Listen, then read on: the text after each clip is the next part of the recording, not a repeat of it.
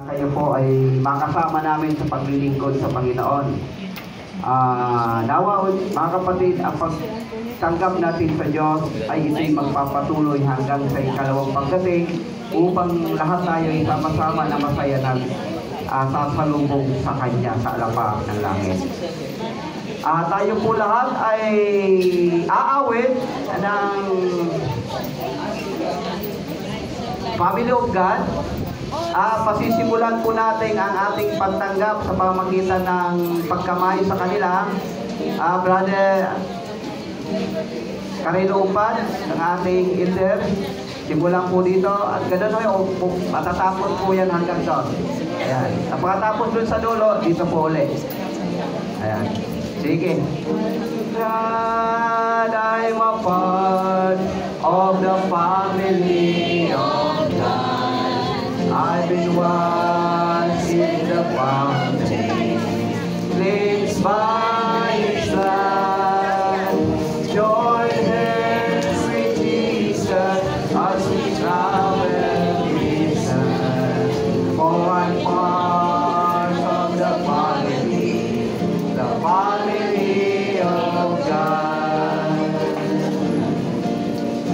Don't think we say, brother, and secrets around Him is because we're a family and with ones like a hurricane, the ocean. Awit po tayo lahat. And rejoice in its victory, and the family of Him. To God, I'm a part of the family of God. I've been washed in the fountain, cleansed by His blood.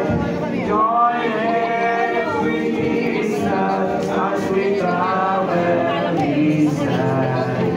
For I'm part of the family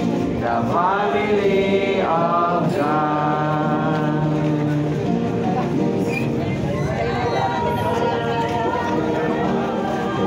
Of the family of God.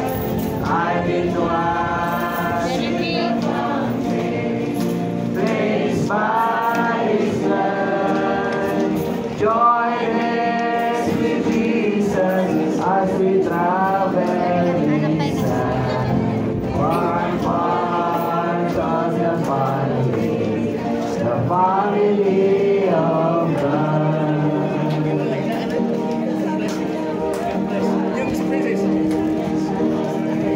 Of the family of God, I've been washed in the fountain, cleansed by His blood. Join hands with Jesus as we travel His earth. I'm part of the family of God.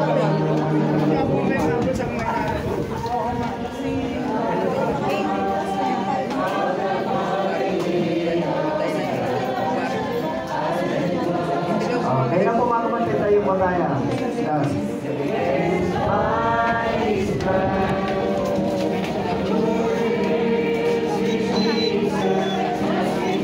Hindi pa po sila tapos doon.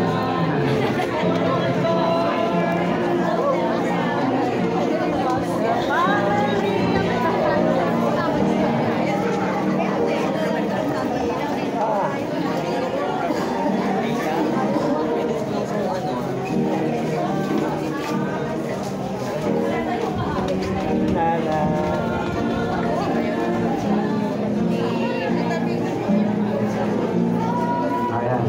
Mga kapatid, tayo po ay isang pamilya sa Diyos. Uy, bagong mukha to. Magkakasama tayo maglilingkod sa Panginoon, sa kasiyahan, sa kalungkutan, sa kagalakan, at sa mga pagsubok sa buhay, tayo po ay magdadamayan. Sila po ang mga bagong kapatid natin na ating dadamayan upang lumago ang kanilang pananampalataya sa lahat ng aspeto ng ating buhay. Kaya kung nakita nyo po sila sa labas, ay huwag nyo pong didmahin. Inyo pong lapitan at kumustahin. Ganon din sila mga kapatid.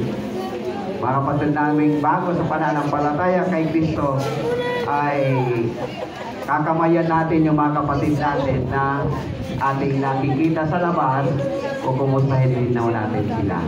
Tayo po ay manalangin. Ni-request ko po si Elder Jerry Nicolas manalangin sa atin.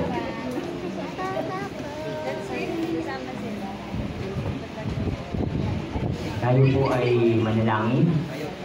Tayo po ay tumayo.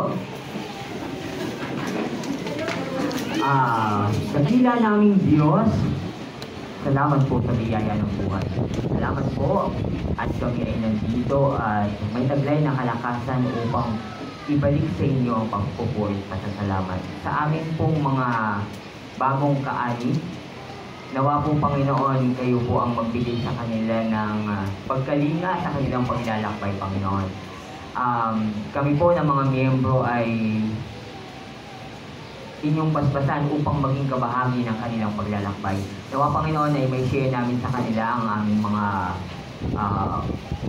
experience ng kalakasan kung paano nyo po pinagtagumpayan, Panginoon, ang bawat pagbaka namin sa buhay. Ganun din po sa kanila, sa kanilang murang pakikibahagi, Panginoon, sa inyong paglalakbay sa mundong ito. Nawa Panginoon, basbasan niyo po sila, tulungan niyo po silang magbasa ng inyong mga salita sa pamamagitan ng Biblia.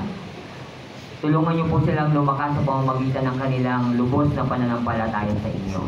Ingatan niyo po kami at ang sambahayang nagpayong na ito upang magbigay ng kalakasan sa bawat isa. Ito lamang po ang aming hiling at dalangin sa pangalan ni Jesus. Amen.